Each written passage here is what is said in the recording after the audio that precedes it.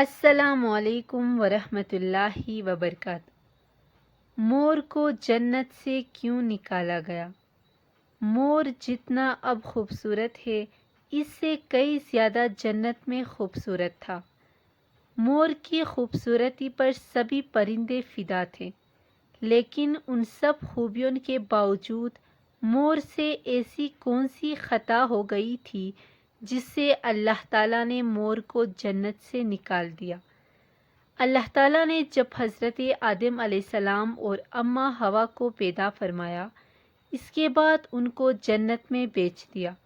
وہ دونوں جنت میں بہت ہی پرسکون رہتے تھے، بہت ہی لذیذہ میوے پھل کھایا کرتے تھے، لیکن ایک اناج جس کو کھانے سے اللہ پاک نے انہیں منع فرمایا، اور وہ اناج گندم تھا۔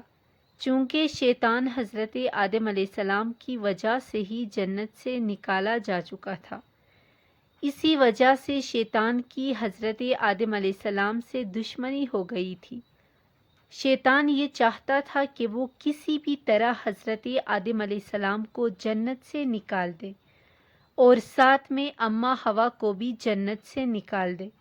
جب شیطان کو یہ خبر ہوئی کہ حضرت آدم علیہ السلام کو تمام میوے کھانے کی اجازت ہے لیکن گندم کھانے کی اجازت نہیں ہے، تو شیطان انتقام کی آگ دل میں لیے جنت کے دروازے کے پاس بیٹھ گیا اور 300 سال تک وہاں پر بیٹھا رہا کہ کوئی جنت کے دروازے سے باہر آئے اور شیطان اس سے بات کر سکے۔ ایک دن اچانک سے مور جنت سے باہر آ گیا۔ شیطان اس کو دیکھتے ہی بہت خوش ہو گیا۔ شیطان نے پوچھا، اے خوبصورت پرندے تم کون ہو؟ مور بولا، میں مور ہوں، اب تم اپنا تعارف کراؤ۔ شیطان نے جواب دیا کہ میں عالم قروبیہ کا ایک فرشتہ ہوں، میں اللہ پاک کی عبادت سے ایک پل بھی غافل نہیں ہوں، میں چاہتا ہوں کہ میں جنت میں جاؤں، وہاں کی نعمتوں کا اپنی آنکھوں سے مشاہدہ کروں۔ شیطان مور سے کہنے لگا کہ تم مجھے جنت کے اندر لے جاؤ، میں تمہیں 3 ایسی باتیں بتاؤں گا جس سے تمہیں ابدی زندگی حاصل ہو جائے گی، تمہیں بڑھاپا اور بیماری نہیں آئے گی، تم ہمیشہ جنت میں ہی رہو گے۔ شیطان کی یہ باتیں سن کر لالچ میں آ کر مور نے کہا کہ مجھ میں تو اتنی طاقت نہیں کہ میں تمہیں جنت کے اندر لے جاؤں، لیکن ایک سانپ میرا دوست ہے، وہ شاید تمہاری مدد کر سکے۔ یہ کہہ کر مور سانپ کے پاس آیا، اس کو ساری بات بتائی۔ سانپ بھی شیطان کی باتوں سے بہت خوش ہو گیا، پھر شیطان کو اپنے منہ میں چھپا کے جنت میں داخل ہو گیا، اور یوں شیطان اپنی چال میں کامیاب ہو گیا۔ جنت کے تمام نگہبانوں کو یہ معلوم تھا کہ شیطان یہ چال چل رہا ہے اور جنت میں داخل ہو چکا ہے۔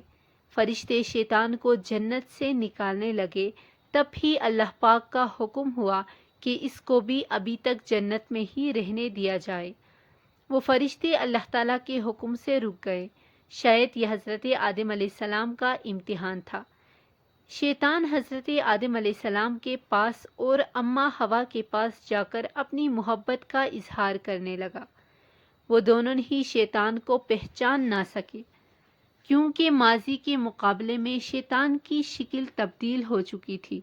شیطان کہنے لگا کہ میں چاہتا ہوں کہ آپ دونوں ہمیشہ جنت میں اسی طرح زندگی گزاریں، ہمیشہ خوش رہیں۔ حضرت آدم علیہ السلام اس کی بات بہت غور سے سننے لگے۔ شیطان نے کہا، اگر آپ میری بات مان جائیں تو آپ کو جنت کی اور بھی تمام سہولتیں ملیں گی۔ حضرت آدم علیہ السلام شیطان کے بہکاوے میں آ کر کہنے لگے کہ یہ کس طرح ممکن ہے؟ شیطان کہنے لگا، ایک گندم کا دانہ اگر آپ دونوں چکھ لیں تو آپ کو ابدی حیات حاصل ہو جائے گی اور آپ جنت میں ہی رہیں گے۔ یہ سن کر حضرت آدم علیہ السلام کے دل میں رجحان پیدا ہوا، لیکن ان کے دل میں اللہ کی نافرمانی کا خوف غالب آ گیا، جبکہ اماں حوا شیطان کی باتوں میں آ گئی، جس پر اماں حوا نے حضرت آدم علیہ السلام کو راضی کر لیا۔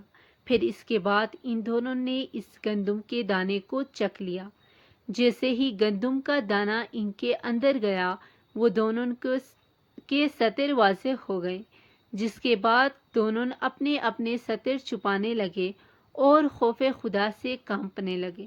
اسی دوران اللہ تعالیٰ نے فرشتوں کو یہ حکم دیا کہ حضرت آدم علیہ السلام اور اماں ہوا کو زمین پر اتار دو۔ حضرت آدم علیہ السلام کو سری لنکا کے قریب نیچے زمین پر بیچ دیا، جبکہ اماں ہوا کو جدہ کی سرزمین پر اتارا گیا۔ جن خوبصورت پیروں سے چل کر مور شیطان کو جنت کے اندر لے کر آیا تھا، وہی خوبصورت پاؤں اللہ تعالیٰ نے مور سے لے لیے۔ سانپ جو اپنی منہ میں شیطان کو چھپا کر لایا تھا، اس کے منہ کی خوبصورت خوشبو کو چھین کر